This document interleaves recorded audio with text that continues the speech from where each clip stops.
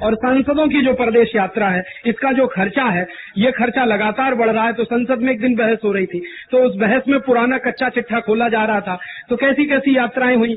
एक बार हिंदुस्तान की संसद के 53 संसद सभ्यों ने अमेरिका की यात्रा की, इसलिए कि भारत के राजकारण में हिंदी का प्रयोग कैसे बढ़ाया जाए, इसके लिए 53 सांसद अमेरिका चले गए। अब अमेरिका से सीख के आएंगे कि भारत के राजकारण में हिंदी का प्रयोग कैसे बढ़ाया जाए। महाराष्ट्र के एक बार 25 से ज्यादा धारासभ्य सिंगापुर की यात्रा पर गए। किस लिए? महाराष्ट्र में ट्रैफिक सिग्नल की व्यवस्था को कैसे दुरुस्त बनाया जाए। मैं इस समय महाराष्ट्र में रहता हूं, वर्धा नाम के गांव में। लगभग 3.5-4 साल पहले मेरे गांव में एक दुर्घटना हो गई वर्धा में। 3 किसान भूख से मर गए, और किसान ही भूख से मरता है, नेता कभी नहीं मरते। ज्यादा खा के मर जाए ऐसे नेताओं की लिस्ट मेरे पास है। भूख से मरा ऐसा मैं नहीं जानता किसी नेता। और ज्यादा खा के मरना माने डायबिटीज से मरना, डायबिटीज से मरना माने ज्यादा खा के मरना। जरूरत से ज्यादा खाएंगे तभी तो डायबिटीज होगा, नहीं तो कैसे हो जाने वाला। तो ज्यादा खा के मरे वो तो नेता है, और भूख से मरे वो किसान। 3 किसान भूख से मर गए। महाराष्ट्र के मुख्यमंत्री ने ऐलान किया कि इन तीनों किसानों की जो विधवाएं हैं उनको 1-1 लाख रुपए अनुदान राशि दी जाएगी। अर्थ इसका यह है कि जब तक तीनों जीवित थे तो उनको खाने को रोटी नहीं मिली, अब वो मर गए तो उनकी विधवाओं को 1-1 लाख रुपए अनुदान मिलेगा। ठीक है भाई, 1-1 लाख रुपए का अनुदान राशि देने की घोषणा हो गई। थोड़े दिन के बाद एक कार्यक्रम हुआ, बहुत भव्य कार्यक्रम हुआ, बहुत जोरदार पंडाल बना, पंडाल के बाहर बहुत बढ़िया लाइटिंग हुई, वगैरह वगैरह सब जोरदार। मुख्यमंत्री आए हेलीकॉप्टर से, तीनों मरे हुए किसानों की विधवाओं को 1-1 लाख रुपए का उन्होंने चेक दिया। तो वो विधवाएं चेक को देख के उनको समझ में नहीं आई ये है क्या, कागज का टुकड़ा। जिंदगी में कभी चेक देखा नहीं उन्होंने, तो उनको चेक मिल गया 1-1 लाख का। अब उनकी तरफ से मेरे जैसे एक पत्रकार ने कह दिया कि ये 1-1 लाख रुपए इनको कैश ही दे दिया होता, तो उन्होंने कहा नहीं, मुख्यमंत्री ने कहा कि ये नियम नहीं है। तो पत्रकार ने वही मंच पे कह दिया कि लेने के लिए तो आप कैश में लेते हो हमेशा, देने के लिए नियम नहीं। आज तक किसी मुख्यमंत्री ने चेक में रिश्वत नहीं लिया है, और ड्राफ्ट में तो कल्पना नहीं करते, हमेशा कैश ही चाहिए। लेने के लिए कैश और देने के लिए नियम कि चेक नहीं देंगे, उसके अलावा नहीं दे सकते। अब तीनों महिलाएं जिन्होंने बैंक का कभी मुंह नहीं देखा, जो जानती नहीं कि बैंक होता क्या है, जिनको मालूम नहीं कि इसको ऑपरेट कैसे करते हैं, उनको मालूम नहीं कि अकाउंट कैसे खोलते हैं, उनको 1-1 लाख का चेक मिल गया। खैर वो चेक मिल गया। अब कार्यक्रम संपन्न हो गया। मेरा एक मित्र वहां बैठा था, उसने कहा राजीव भाई अब तो कार्यक्रम संपन्न हुआ है, जरा इसकी कुछ इंक्वायरी किया जाए। मैंने कहा क्या करना है? कि कलेक्टर से मिलते हैं। मैंने कहा चलो। तो कलेक्टर के पास में गया, मेरे साथ मेरा एक पत्रकार मित्र। तो कलेक्टर को हमने सीधे एक प्रश्न किया। मैंने कहा ये 3 लाख रुपए का अनुदान राशि देने के लिए जो कार्यक्रम आपने आयोजित किया, जिसमें मुख्यमंत्री आए, इस आयोजन का खर्चा कितना हुआ? तो उसने कहा आप क्यों पूछ रहे हैं? मैंने कहा भाई मैं भारत का नागरिक हूं, सरकार को टैक्स देता हूं, ये जानने का मेरा प्राथमिक अधिकार है, और अगर आप बताते हो तो ठीक है, नहीं तो हाई कोर्ट की मदद से मैं पूछ लूंगा ये आपसे। हाई कोर्ट में एक पब्लिक इंटरेस्ट पिटीशन लगाऊंगा। राइट टू इंफॉर्मेशन मेरा फंडामेंटल राइट है, और मैं ले लूंगा आपसे। तब क्या होगा? बदनामी होगी, किरकिरी होगी, ऐसे ही बता दो। तब उसने कहा कि देखिए 3 लाख रुपए का अनुदान राशि देने के लिए जो कार्यक्रम आयोजित हुआ है, इसमें 27 लाख रुपए खर्च हो गया। ऐसे हिंदुस्तान में पैसा खर्च होता है। इसलिए ये देश गरीब है।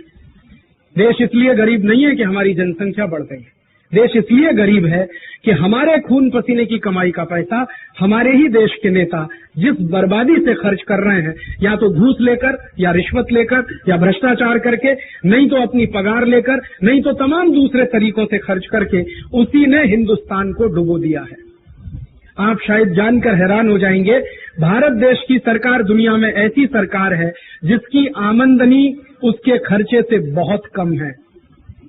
भारत सरकार का एक दिवस का खर्चा जानते हैं कितना? राष्ट्रपति, उपराष्ट्रपति, प्रधानमंत्री, उसके 84 मंत्री, फिर 800 संसद सभ्य, फिर उसके बाद 28 मुख्यमंत्री जिनको मैं भारत सरकार मानता हूं, 28 राज्यपाल, और फिर 4120 धारा सभ्य, 14,000 म्यूनिसिपल कॉर्पोरेटर। ये पूरी की पूरी जो प्लाटून हमारे देश में रहती है, ये जो पूरी फौज है बिना बंदूक और बिना हथियार की। आर्मी वाले तब भी सेना पे कुछ काम करते हैं, बंदूक चलाते ये तो कुछ नहीं करते, निकम्मे निठल्ले लोग, एकदम निकम्मे और निठल्ले, कुछ करते नहीं। संसद में भी गाल बजाने के अलावा कुछ नहीं करते, और वो भी बहस ऐसे ऐसे मुद्दों पर जहां कोई जरूरत नहीं, और जहां जरूरत है वहां बहस नहीं। तो जो बिल्कुल निकम्मे निठल्ले लोग हैं उनका एक दिवस का खर्चा 1800 करोड़ रुपए का है, एक दिवस का टोटल खर्चा हिंदुस्तान। 18 अरब रुपया हिंदुस्तान की सरकार, राष्ट्रपति से लेकर और नीचे जो आपके गांव में म्युनिसिपल कॉर्पोरेटर है वहां तक का कुल खर्चा एक दिवस का 18 अरब रुपया है। माने देश की व्यवस्था को चलाने के लिए जो नेताओं को हमने नियुक्त किया है वो एक दिवस में 1800 करोड़ खर्च करते हैं। एक साल में कितना करते होंगे? 18 अरब में 365 का गुणा कर लो, 365 मल्टीप्लाइड बाई 18 बिलियन रुपीज, इतना खर्चा है। और ये खर्चा कौन देता है? आप देते हो, मैं देता हूं। आप कल्पना करो कि हिंदुस्तान की व्यवस्था चलाने का खर्च वैसा ही हो जैसे फिलीपींस में है। मैंने आपसे कहा कि फिलीपींस का राष्ट्रपति सवेरे 7 बजे से 10 बजे तक खेत पे काम करता है, अपनी जीविका के लिए खुद कमाता है, 10 बजे ऑफिस में आके बैठता है, 5 बजे तक राष्ट्रपति होता है, शाम को 5 बजे जाकर फिर खेत पे काम करता है, फिर अपनी जीविका चलाता है। अगर यही कायदा, यही नियम हिंदुस्तान में हो तो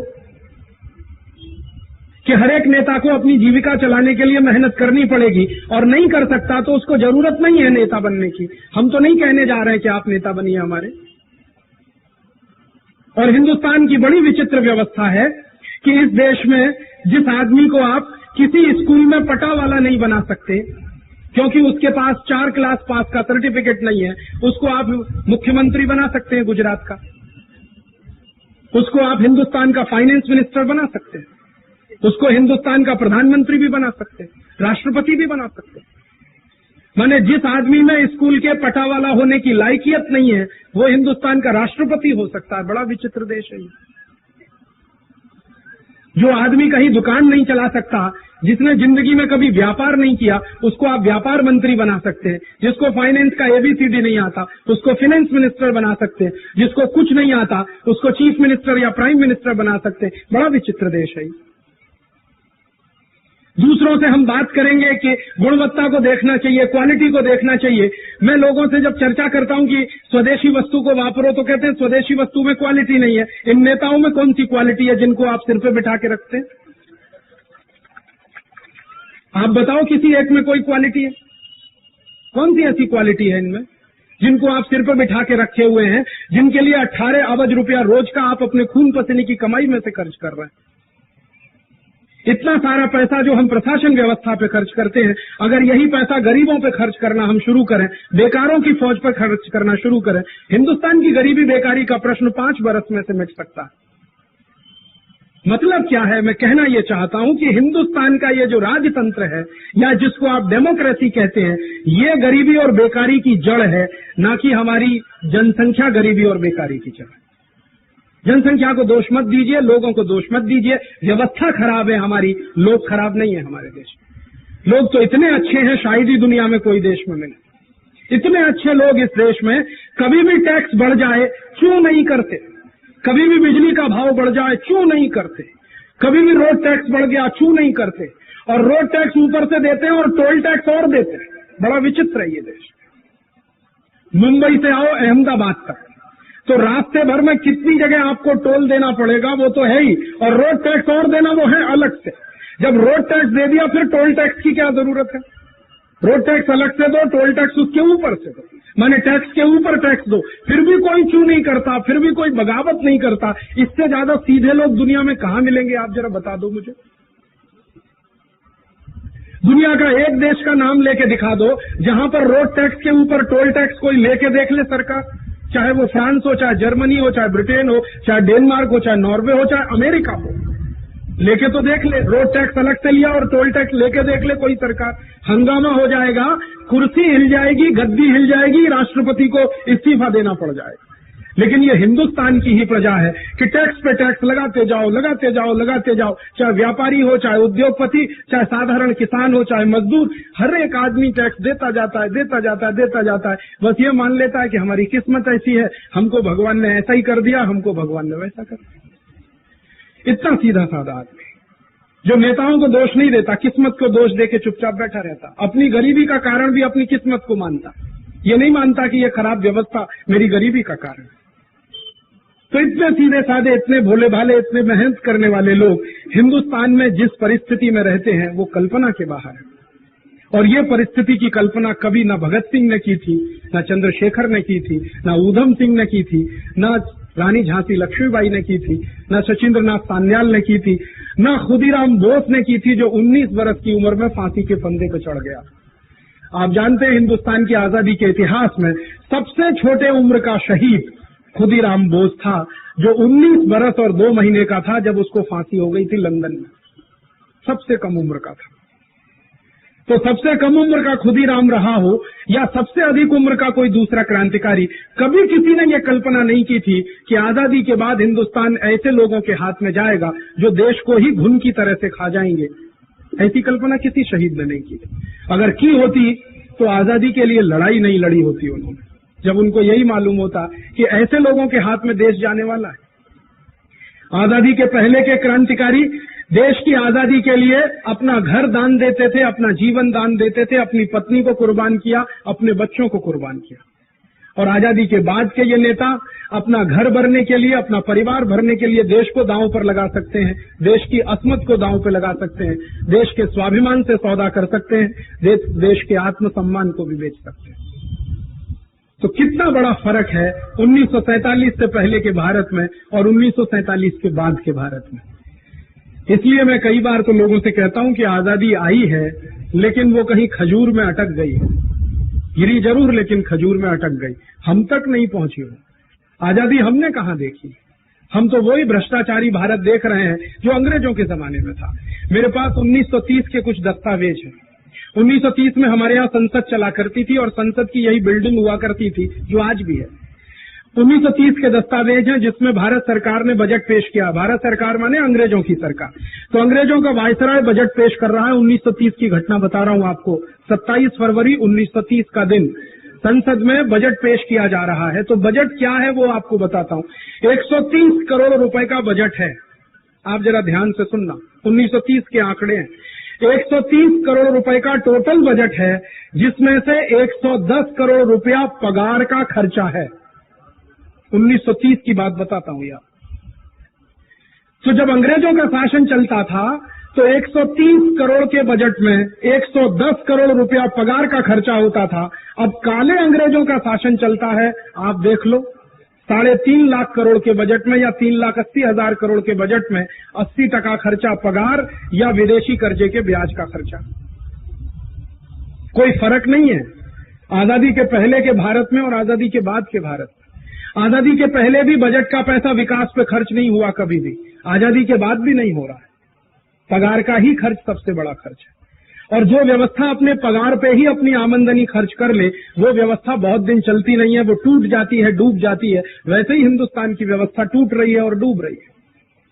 अब तो हिंदुस्तान की सरकार की ये हालत हो गई है कि पगार का खर्चा निकालने के लिए भी कर्ज लेना पड़ रहा है। कोई भी प्रदेश की सरकार समय से अपने कर्मचारियों को वेतन नहीं दे पा रही है, कोई भी प्रदेश की सरकार। महाराष्ट्र में देखो या गुजरात में, आंध्र प्रदेश में देखो या तमिलनाडु में, उत्तर प्रदेश में देखो या आसाम में, हर प्रदेश की सरकार अपने कर्मचारियों को समय से वेतन नहीं दे पा रही है। महाराष्ट्र की तो ये हालत है जो हिंदुस्तान का। तो मैंने कहा किसने लगाया? कि वो अम्मा ने लगा दिया, जयललिता ने। मद्रास स्टेशन के बाहर जो यूरिनल लगा है उसमें अगर आप जाओगे 2 रुपए टैक्स देना पड़ता। तो इन नेताओं का तो कोई भरोसा नहीं कि पेशाब करो उस पर भी टैक्स दे दो, चल रहे हो इस पर भी टैक्स दे दो, थूक रहे हो इस पर भी टैक्स दे दो। तो ये सारे के सारे टैक्स लगा रहे हैं हम। नेताओं का क्या कहना है? इसी से विकास हो रहा है। मैं ये कहता हूं कि भाई विकास करना है, तुमको पैसा चाहिए, टैक्स लेना बंद कर दो। स्विस बैंक में रखे हुए पैसे को भारत में मंगा लो, इसी पैसे को बैंक में फिक्स डिपॉजिट में डाल दो। इसका 1 साल का ब्याज ही इतना है कि पूरे देश का बजट चल जाए। टैक्स लेने की जरूरत क्या? और हिंदुस्तान में आज आप पूरी इकोनॉमी को 0 टैक्स करो और 5 साल के बाद ये देश अगर न सोने की चिड़िया हो जाए तो आप जो कहो मैं हारने को तैयार हूं। मात्र 5 साल में ये देश सोने की चिड़िया हो जाए। कैसे हो जाएगा? आप कल्पना करो, इनकम टैक्स नहीं है, सेल्स टैक्स नहीं है, ऑक्ट्रॉय नहीं है, टोल टैक्स नहीं है, कोई टैक्स नहीं है। फिर कौन सा उद्योगपति और व्यापारी चुप बैठेगा? जरा बता दो।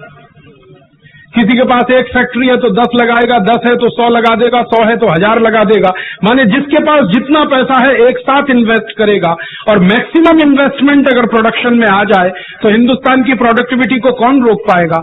और हमेशा प्रोडक्टिविटी ग्रोथ को बढ़ाएगी, ग्रोथ लाएगी, तो फिर बहुत सारा असेट्स भी पैदा होंगे, संपत्ति आएगी, फिर उसका डिवीजन करना है, डिस्ट्रीब्यूशन करना है, वो ये काम रह जाएगा, बाकी तो कोई बड़ा काम है नहीं। तो बहुत आसान समाधान है, कोई मुश्किल नहीं। अब प्रश्न ये है कि अगर संसद में ये कानून बन सकता है तो ये संसद सभ्य बनाते क्यों नहीं? इसलिए नहीं बनाते कि आप कभी कहते नहीं उनको, आप कहो देखो कानून बनता है कि नहीं। हिंदुस्तान के जिस दिन 1 करोड़ लोग ये मांग करने लगेंगे कि वोट आपको तब मिलेगा जब स्विस बैंक के पैसे को राष्ट्रीय संपत्ति जाहिर करो, हिंदुस्तान की हर पार्टी शुतुरमुर्ग की तरह से आपके सामने खड़ी हो जाएगी, आप कहोगे वो करेगी। हिंदुस्तान में जब छोटे छोटे मुद्दों पे वोट मिल सकता है, मैं कल नखत्राना था, आपको सुनाऊं नखत्राना में, मुझे एक भाई ने कहा कि राजीव भाई यहाँ ये नखत्राना है, बड़ा विशेष गांव है। मैंने कहा क्या गांव? उन्होंने कहा इस गांव में 40 साल से टाउन हॉल बन रहा है, 40 साल से टाउन हॉल बन रहा है, 40 साल से। मैंने कहा कहाँ बना? बना नहीं है, बन रहा है। तो मैंने कहा जगह दिखा दो, कि जगह कोई नहीं है, कल्पना में बन रहा है। तो मैंने कहा कैसे बनता? तो उसने कहा जो भी धारा सभ्य आता है वो कह के जाता है कि मुझे वोट दे दो, मैं टाउन हॉल बनाता हूं। और 40 साल हो गया, हर एक धारा सभ्य टाउन हॉल बना रहा है, आज तक टाउन हॉल बन नहीं पाया। नखत्राना ऐसा विचित्र शहर है। एक दूसरे भाई ने मुझे कहा नखत्राना की सभा में कि राजीव भाई अभी एक बात और सुनो, कि जब यहाँ धारा सभ्य चूंटनी में आता है तो टाउन हॉल बनवाता है, और यहाँ का सरपंच जब चूंटनी में खड़ा होता है तो बस स्टैंड बनवाता है, और वो भी 40 साल से बन रहा। वो भी देख लो आप, ये बस स्टैंड सामने है नखत्राना का। आप जाओ नखत्राना में, आप शायद कई बार गए होगे, वहां का बस स्टैंड देख के दया आती है। इतना बड़ा गांव है, कैसा फटीचर बस स्टैंड है, लेकिन वो 40 बरस से बन रहा है। हर सरपंच का मुद्दा है बस स्टैंड बनाऊंगा, वोट दे दो। और नखत्राना की जनता इतनी भोली भाली की दे देती है। 40 बरस से ये चल रहा है, और 40 बरस से टाउन हॉल भी बन रहा है। तो अब जनता ही अगर ऐसी है अपनी, तो अब तो जनता को बदलने की जरूरत है। ये नेता तो 2 मिनट में सीधे हो जाएंगे, आप जरा सीधे चलना शुरू कर दो। बस आप हिंदुस्तान के नेताओं से हिसाब मांगना शुरू कर दो, हिंदुस्तान के नेताओं का कान पकड़ना शुरू कर दो, ये सब सीधे हो जाएंगे। आप उनसे कहो कि तुमको वोट चाहिए, भले तुम भाजपा के हो या कांग्रेस के, हजूरिया के हो या खजूरिया के, हमें इससे कोई मतलब नहीं है। हमें मतलब है कि स्विस बैंक में रखा हुआ पैसा राष्ट्रीय संपत्ति जाहिर करोगे या नहीं करोगे, तो वोट मिलता है, नहीं करो तो घर में बैठो, हम नहीं देते वोट। देखो आप ये होता है कि नहीं होता। और इसके लिए करना क्या है? कोई एक भी संसद सभ्य तैयार हो जाए, विधेयक पेश कर दे, विधेयक पर बहस हो जाए, वो बहस आप देख लो, टीवी पे आएगी, और देख लेना कौन कौन संसद सभ्य विरोध कर रहा है। जो विरोध कर रहा है बस उसी का पैसा स्विस बैंक में, सीधी सी कहानी है। कोई बहुत मगजमारी करने की जरूरत नहीं है। जो विरोध करे उसी का पैसा स्विस बैंक में, सीधी सी बात। और जो समर्थन करे उसका नहीं। पता चल जाए कौन भ्रष्टाचारी कौन ईमानदार। हमने आजादी बचाओ आंदोलन की तरफ से इस मुद्दे को बहुत गंभीरता से उठाया है। इस समय में मेरे देश के हजारों मेरे जैसे कार्यकर्ता गांव गांव में लाखों लाखों लोगों से सही ले रहे हैं। हमारा लक्ष्य है कि हम 2-3 करोड़ सही लेने के बाद संसद के सामने ये बात ले जाने वाले हैं, और संसद से अपील करने वाले हैं कि हिंदुस्तान के करोड़ों लोगों की मांग है, स्विस बैंक के पैसे को राष्ट्रीय संपत्ति जाहिर करो। अब तक जो पैसा हिंदुस्तान से बाहर गया है वो सारा पैसा भारत की संपत्ति है, बस कानून से उसको राष्ट्रीय संपत्ति जाहिर कर दो।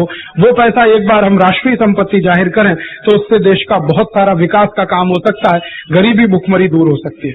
आप पूछोगे दुनिया के कभी किसी देश ने ऐसा किया है? 4 देश ऐसा कर चुके हैं। एक ज़ेरे नाम का छोटा सा देश है अफ्रीका में, उसने किया है। फिलीपींस नाम का एक देश है, उसने किया है। पाकिस्तान नाम का आपका पड़ोसी देश है, उसने भी किया। और अब तो एक नया पड़ोसी देश नेपाल ने पिछले साल नवंबर में ये किया। पिछले साल 19 नवंबर 2001 को नेपाल की सरकार ने संसद में विधेयक लाया, और वो विधेयक ये था कि जब से नेपाल में राजाशाही खत्म हुई, गणतंत्र आया, लोकतंत्र आया, डेमोक्रेसी आया, उस दिन से लेकर आज तक जितना भी पैसा स्विस बैंक में गया वो नेपाल की राष्ट्रीय संपत्ति है। 19 नवंबर को यह विधेयक नेपाल की संसद में पेश हुआ। 23 नवंबर को इस पर वोट हुआ। वोट में 4 सांसदों ने विरोध में डाला, बाकी सबने समर्थन में डाला। पता चल गया इन्हीं 4 सांसदों का है। बाद में वो कानून बन गया। कानून बना, स्विस बैंक ने 1 हफ्ते के अंदर नेपाल की सरकार को $5 अरब दिया, 1 हफ्ते के अंदर, विद इन 1 वीक। अब नेपाल जैसा छोटा देश ये कर सकता है जिसकी आबादी आपके प्रदेश की आबादी से भी कम है। गुजरात की आबादी नेपाल से ज्यादा है। तो इतना छोटा देश नेपाल कर सकता है तो 105 करोड़ की बस्ती वाला भारत क्यों नहीं कर सकता ये काम? संकल्प चाहिए। मैंने आपसे कहा दुनिया में कोई काम असंभव नहीं होता, हर काम संभव होता है काम करने वालों का संकल्प कितना बड़ा है, ये महत्व की बात। आप संकल्प कर लो, मैं संकल्प कर लूं, ये काम हिंदुस्तान में आज नहीं तो 2 साल बाद, 2 साल बाद नहीं तो 5 साल बाद होने ही वाला। संकल्प की बात है। आज मैंने संकल्प किया है, मेरे जैसे 12,000 कार्यकर्ताओं ने किया है, कल 1 लाख हो जाए, फिर 12 लाख हो जाए, किसी दिन 1 करोड़ हो जाए, ये होने ही वाला है। असंभव नहीं है ये सब संभव है। एक दूसरा निवेदन, एक बार भारत देश के सुप्रीम कोर्ट ने ऐसा किया। आप याद करो, जब यूरिया घोटाला हुआ, 133 करोड़ रुपए का घोटाला था, सारा पैसा स्विस बैंक में जमा हुआ, 1 नया पैसा यूरिया भारत में नहीं आया। तब सुप्रीम कोर्ट ने यह जजमेंट किया था कि सारा का सारा पैसा जो यूरिया घोटाले में भारत से बाहर गया वो भारत की राष्ट्रीय संपत्ति है। और आपको माहिती है 2 किश्तों में 133 करोड़ रुपए स्विट्जरलैंड से वापस भारत में आया था। एक बार 117 करोड़ रुपए आया, दूसरी बार 16 करोड़ रुपए आया। पूरा पैसा भारत में आ गया। अब यूरिया घोटाले का पैसा आ सकता है तो चारा घोटाले का भी आ सकता है, बोफोर्स घोटाले का भी आ सकता है, गेहूं घोटाले का भी आ सकता है, कोई भी घोटाले का पैसा आ सकता है। और सीधा सा सिद्धांत है, यूरिया घोटाले का पैसा राष्ट्रीय संपत्ति तो सब घोटाले का पैसा राष्ट्रीय संपत्ति। करने वाले लोग चाहिए। सुप्रीम कोर्ट में ये किया था। सुप्रीम कोर्ट के सामने कोई जाए तो ये हो सकता है। हमने संकल्प लिया है कि हम जाएंगे। और हम कैसे जाएंगे? करोड़ों लोगों के हस्ताक्षर लेकर जाएंगे। क्योंकि सुप्रीम कोर्ट को यह लगना चाहिए कि हम कोई मजाक नहीं कर रहे हैं, हम कोई हंसी नहीं कर रहे हैं, करोड़ों लोगों का इसमें इन्वॉल्वमेंट है, तो उसमें ग्रेविटी दिखनी चाहिए। उनको लगना चाहिए कि हाँ, इस बात के लिए ये लोग गंभीर हैं। तो सुप्रीम कोर्ट भी जजमेंट दे सकते। तो या तो संसद ये काम करे, नहीं तो सुप्रीम कोर्ट करे। दोनों ही रास्ते से हम ये काम करा सकते। और हिंदुस्तान के बहुत सारे पैसे की व्यवस्था जो हमें परदेश से कर्जे के रूप में करनी पड़ती है, वो सारा पैसा हम हमारे देश में अपने से जुटा सकते हैं। दूसरा एक और विकल्प है इसका, हमारे देश के अंदर जो काला धन है, जिसको इंटरनल ब्लैक मनी कहते हैं, उससे भी देश का बहुत विकास हो सकता है। आप जानते हैं कि भारत देश में इस समय 10 लाख करोड़ रुपए का काला धन है देश के अंदर, बाहर की बात नहीं कर रहा। और ये 10 लाख करोड़ का काला धन कहां से हुआ है? ये हुआ है इनकम टैक्स के कानून के कारण। इनकम टैक्स नाम का एक कानून है हमारे देश में, वो ये कहता है कि आपने अगर 100 रुपया कमाया तो उसमें से 35 रुपए आप टैक्स में दे दो, तो 65 रुपए आपका व्हाइट मनी है। और अगर आपने नहीं दिया तो पूरा का पूरा 100 रुपया ब्लैक मनी है आपका। ये है इनकम टैक्स का कानून। अब आप मुझे बताओ, दुनिया में कौन सा नोट ब्लैक एंड व्हाइट होता है? मनी तो मनी है, ब्लैक एंड व्हाइट तो नहीं है। कोई नोट मैंने ऐसा नहीं देखा जिसपे आधे पे लिखा हो ब्लैक और दूसरे आधे पे लिखा हो व्हाइट।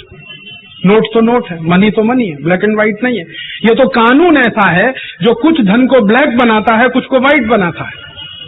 और ब्लैक कैसे और व्हाइट कैसे है? 100 रुपए आप कमाओ, 35 रुपए सरकार को दो तो 35, तो बचा हुआ जो 65 है वो व्हाइट है, और नहीं दिया तो पूरा 100 ब्लैक है। और इसी के चलते 10 लाख करोड़ रुपए आता है ब्लैक मनी का। और ये क्यों आता है? क्योंकि इनकम टैक्स डिपार्टमेंट पूरी ताकत लगा के भी टैक्स नहीं वसूल पाता। कारण उसका यह है कि हिंदुस्तानी आदमी इनकम टैक्स देना पसंद ही नहीं करता। इस देश का आदमी दान दे सकता है, टैक्स नहीं देता कभी भी। मैं इस देश में ऐसे कई लोगों को जानता हूं और कच्छी लोगों को जानता हूं जो एक दिवस में 1 लाख रुपया दान देते हैं, लेकिन इनकम टैक्स कभी नहीं देते। इसी कच्छ के मेरे एक मित्र हैं, मुंबई में रहते हैं, वो रोज शाम को 1 लाख रुपया दान करते हैं, लेकिन इनकम टैक्स की चोरी करने के लिए 4 चार्टर्ड अकाउंटेंट उनके पास हैं, हमेशा तैयार रहते हैं। वो चारों चार्टर्ड अकाउंटेंट उनका यही हिसाब करते हैं कि कहां से टैक्स चोरी करना, कैसे बचाना, कैसे चोरी करना, कैसे बचाना। एक दिन मैंने उनसे कहा कि आप रोज 1 लाख रुपए दान देते हैं, यही पैसा इनकम टैक्स में क्यों नहीं देते आप? तो उन्होंने कहा, राजीव भाई, भारतीय संस्कृति के अनुसार कुपात्रों को कभी दान नहीं दिया जाता। ये सरकार कुपात्र है, इसको मैं 1 पैसा नहीं दे सकता, भले दान में मैं पूरा घर क्यों ना दे दूं। तब मेरे समझ में आया, हिंदुस्तान का आदमी भारतीय संस्कृति को मानता, इसलिए टैक्स नहीं देता। तो मैं तो खुलेआम कहता हूं कि जो टैक्स नहीं देता वो भारतीय संस्कृति वाला है, क्योंकि वो हरामखोरों को तो नहीं दे रहा कम से कम। और जो टैक्स नहीं दे रहा, आप देखो, वो धर्मशाला बना रहा है, वो गौशाला बना रहा है, वो पांजरा पोल बना रहा है, वो तालाब बांध रहा है, वो कुएं खोद रहा है, वो सड़क बना रहा है, वो हॉस्पिटल बना रहा है, वो स्कूल बना रहा है। आप बताओ क्या नहीं कर रहा है? बस इतना ही तो है कि हरामखोर नेताओं को नहीं दे रहा है, बाकी कोई भी काम वो कर रहा है। तो मेरे हिसाब से तो वो ठीक ही कर रहा है। सरकार है जो गलत कानून लेके बैठी हुई है। थोड़े दिन पहले मैं इनकम टैक्स कमिश्नर्स के कॉन्फ्रेंस में गया था, इनकम टैक्स ऑफिसर्स की कॉन्फ्रेंस। मैंने उनसे कहा कि आपका डिपार्टमेंट नहीं हो तो भारत में ब्लैक मनी होगा ही नहीं। तो कहने लगे, क्यों? मैंने कहा, इनकम टैक्स एक्ट है इसलिए मनी ब्लैक है, एक्ट हटा दो मनी ब्लैक होगा नहीं।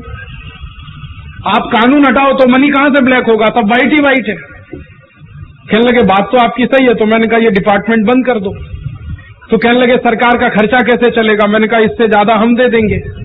सरकार इनकम टैक्स में 1 साल में जितना लेती है उससे 2-2.5 गुना ज्यादा मैं दिलवा सकता हूं भारत सरकार को, अगर सरकार इनकम टैक्स डिपार्टमेंट बंद कर दे और दान मांगना शुरू कर दे। क्योंकि हिंदुस्तानी आदमी दान देना पसंद करता, टैक्स नहीं देता। आप दान मांग लो, मिल जाएगा। कारगिल युद्ध हुआ, सरकार ने दान मांगा, मिला कि नहीं मिला? गुजरात में धरती कंप हुआ, सरकार ने दान मांगा, मिला कि नहीं मिला? उड़ीसा में वावाजोड़ा आया, सरकार ने दान मांगा, पैसा मिला। आप जब भी देखना, भारत पर कोई भी विपत्ति आएगी, कोई भी संकट आएगा, इतना पैसा दान में आता है कि उसकी कल्पना नहीं कर सकते। इसका अर्थ यह है कि भारत का आदमी दान दे सकता, टैक्स नहीं देता। तो सरकार दान ही लेना, टैक्स बंद कर दे। तो वो कहने लगे, फिर आप चलाएंगे कैसे डिपार्टमेंट को? मैंने कहा, बहुत सरल है। देखो, इनकम टैक्स डिपार्टमेंट का नाम बदल दो, इसको दान लेने वाला डिपार्टमेंट बना दो। अधिकारियों की ट्रेनिंग बदल दो। अभी ट्रेनिंग दी जाती है टैक्स वसूलने की, फिर ट्रेनिंग दे दो दान मांगने की। और इन अधिकारियों को जब दान मांगने की ट्रेनिंग हो जाएगी तो वो पहले फोन करेंगे,